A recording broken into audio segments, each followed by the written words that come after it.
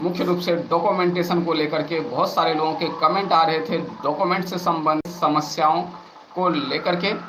जैसे कुछ लोग कह रहे थे कि उनके नाम में प्रॉब्लम है, कुछ लोग कह रहे थे उनके सीटेट के सर्टिफिकेट में प्रॉब्लम है, कुछ लोग कह रहे थे कि उनके फादर्स नेम मदर्स नेम में प्रॉब्लम है, और कुछ लोग ये भी कह रहे थे कि उनके पास ओरिजिनल डॉक्यूमेंट फ़िलहाल उपलब्ध नहीं है, प्रोविजनल डॉक्यूमेंट है। कुछ लोग कह रहे थे caste certificate and residential certificate से संबंधित कमेंट्स थे। तो उन सभी को आज लेने की कोशिश होगी और कोशिश की जाएगी कि ज़्यादा से ज़्यादा लोगों की हेल्प हो सके। तो चलिए वीडियो की शुरुआत कर लेते हैं। कुछ लोगों के गुड मॉर्निंग आने शुरू हो गए, जिनमें नाम है रोहित कुमार का, गुड मॉर्निंग सर बोलते हैं। सौरभ कुमार है, मोहम्मद जावेद नावेद है। तो चलिए शुरू करते हैं। सबसे पहले बात कर लेते हैं, कुछ लोगों का कमेंट्स आ रहा था कि हमारे नाम में प्रॉब्लम हो गया। कुछ लोगों के नाम में जो है स्पेलिंग मिस्टेक थी, और कुछ लोग कह रहे थे कि मेरे मदर्स नेम में जो है स्पेलिंग मिस्टेक हो गया है, यानी कि 10वीं 12वीं में अलग है और फिर सीटेट और डीएलएड के मार्कशीट में जो है स्पेलिंग मिस्टेक है। और कुछ लोग फादर्स नेम में टाइटल सब टाइटल में दिक्कत बता रहे थे।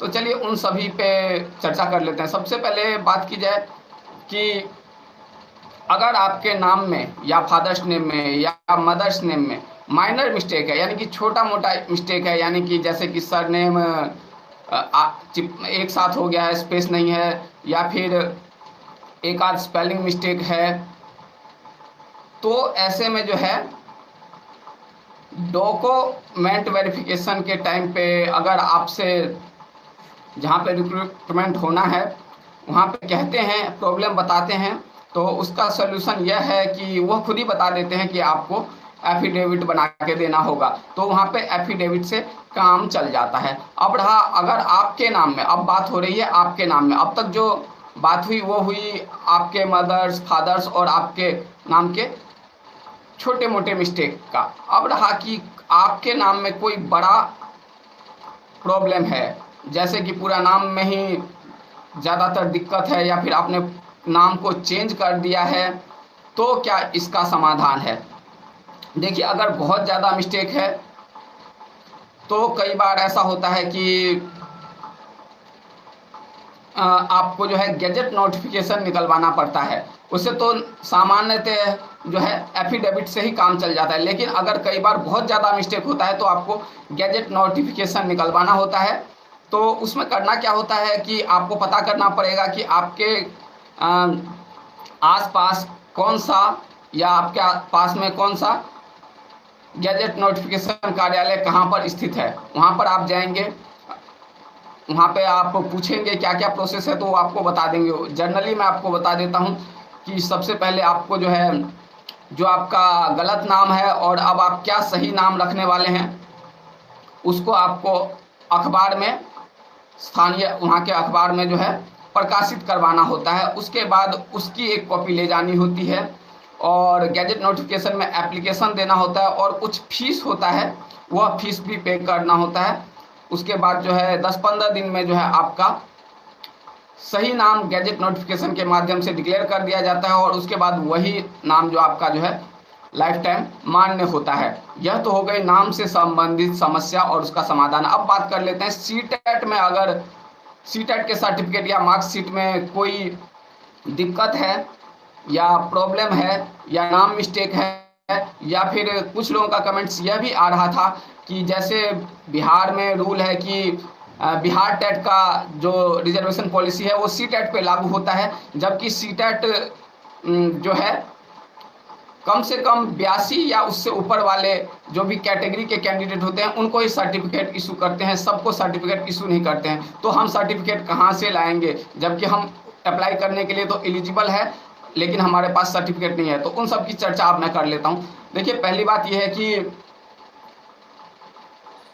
अगर आपके नाम में प्रॉब्लम है सीटेट के सर्टिफिकेट में, तो इसका सीटेट अब सॉल्यूशन नहीं करती है, सीबीएसई अब सॉल्यूशन नहीं करती। क्यों? कारण वह बताती है कि हमने आपको नाम सुधार करने का एक मौका दिया था, यानी कि जब आपने फॉर्म भर लिया था तो उसके बाद आपको एडिट करने का जो है हमने एक मौका दे दिया था आपको, उस समय जो है एडिट करना चाहिए था।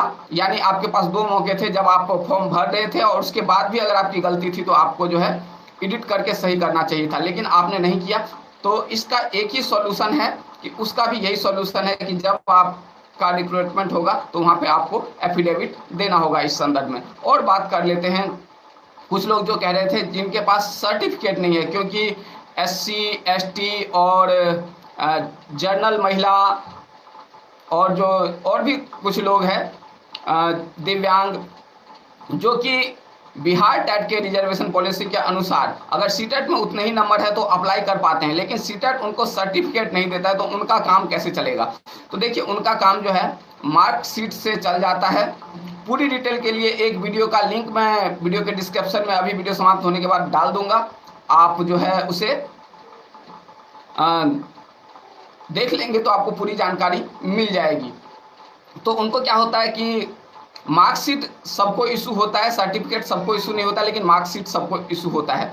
तो ऐसे कंडीशन में जो है मार्कशीट से आपका वेरीफाई हो जाएगा, सारी चीज़ें उस पर लिखा हुआ होता है मार्कशीट के ऊपर भी, बस क्वालिफाई और डिसक्वालीफाई नहीं लिखा हुआ होता है। तो उससे आपका काम चल जाता है मार्कशीट से। अब बात कर लेते हैं, कुछ लोग कह रहे थे कि जातीय आवासीय के संबंध में। तो देखिए वैसे नियमतः अगर बात किया जाए तो जातीय और आवासीय जो है लाइफ टाइम के लिए वैलिड होता है, लेकिन फिर भी आवासीय में कई बार दिक्कत आ जाती है। तो अगर आपने आवासीय को बनाए हुआ 1 साल हो चुका है, यानी 1 साल हो चुके हैं बने हुए, तो आप उसको रिन्यू करवा ले तो ज़्यादा बढ़िया रहेगा। मुख्य रूप से आवासीय की बात कर रहा हूँ मैं। नेक्स्ट और क्या कुछ कमेंट था फिलहाल? हाँ, एक सवाल ये था लोगों का कि हमारे पास जो है प्रोविजनल सर्टिफिकेट है, ओरिजिनल नहीं है, तो क्या हमारा काम चल जाएगा? देखिए अगर आपका जो सर्टिफिकेट वास्तव में जारी नहीं हुआ है ओरिजिनल, तो आपका प्रोविजनल से काम चल जाएगा, ठीक है। तो जब तक जो जारी नहीं हुआ होता है ओरिजिनल, तब तक के लिए प्रोविजनल पूरी तरह से वैलिड होता है। तो अगर आपका ओरिजिनल जारी नहीं हुआ है तो आपका कोई भी प्रोविजनल सर्टिफिकेट है तो उससे काम चल जाता है आपका, ठीक है। नेक्स्ट अब आप लोगों के कुछ सवाल देख लेते हैं, अगर महत्वपूर्ण सवाल होंगे स्पेशली जो है डॉक्यूमेंट से संबंधित। और एक और रिक्वेस्ट, इसी तरह के लाइव के नोटिफिकेशन अगर आप लोग चाहते हैं तो अगर अभी तक आपने हमारे चैनल को सब्सक्राइब नहीं किया है तो नीचे दिख रहे लाल बटन को दबाकर चैनल को सब्सक्राइब कर ले, और सब्सक्राइब करने के बाद बेल आइकन को भी दबाएं ताकि इसी तरह का लाइव का नोटिफिकेशन आपको सही समय पे मिलते रहें। चलिए देख लेते हैं मुख्य रूप से अगर कोई जो है इससे संबंधित यानी कि डॉक्यूमेंट से संबंधित सवाल है तो उसको आज लेने की कोशिश करेंगे। बाकी अन्य सवालों के लिए तो मैं आपके पास आता ही रहता हूं जनरली। एक है मोहम्मद आतिफ इकबाल का कमेंट है, 12वीं का डिजी लॉकर से सर्टिफिकेट से प्रॉब्लम तो ना होगा, ओरिजिनल खो गया है। देखिए प्रॉब्लम नहीं है, डिजी लॉकर का जितने भी सर्टिफिकेट है वह पूरी तरह से वैलिड है, एक्ट के तहत वैलिड है, तो ऐसी कोई दिक्कत नहीं है। लेकिन आप अपनी सुविधा के लिए, सेफ्टी के लिए फिर भी अपने पास से निकलवा के रख लीजिए, ठीक है। अगर CBSE का सर्टिफिकेट है आपका तो निकलवाना बहुत ही आसान प्रोसेस है, बस थोड़ा सा आपको टाइम देना पड़ता है। लेकिन डिजी लॉकर का जो सर्टिफिकेट है वो पूरी तरह से वैलिड है, कोई दिक्कत वाली बात नहीं है। लेकिन एक साथ में एक और काम करवा लीजिए, अगर आपका वास्तव में खो गया है तो आपको जो है एक पुलिस रिपोर्ट दर्ज कर देनी चाहिए कि मेरा जो है सर्टिफिकेट खो गया है। इस चीज़ की पुष्टि के लिए आपको एक FIR दर्ज करवानी होती है पुलिस स्टेशन में, ठीक है। तो अपने नियरेस्ट पुलिस स्टेशन में जाइए और इस संबंध में जो है अपना एप्लीकेशन दीजिए और FIR या फिर NCR करवा लीजिए। नेक्स्ट सवाल देख लेते हैं इसी संबंध में होगा तो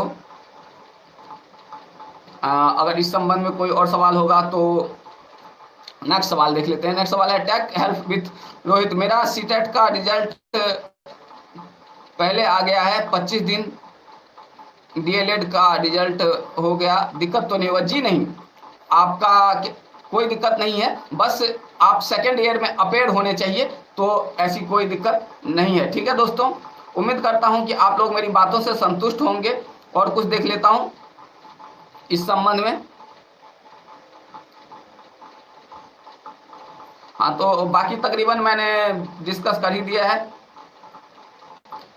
जितने भी सवाल आ रहे हैं उस पर डिस्कस हो चुका है लगभग। तो उम्मीद करता हूं कि आप लोग मेरी बातों से संतुष्ट होंगे, और इसी उम्मीद के साथ आप लोगों से लेता हूं विदा। तब तक के लिए जय हिंद, जय भारत।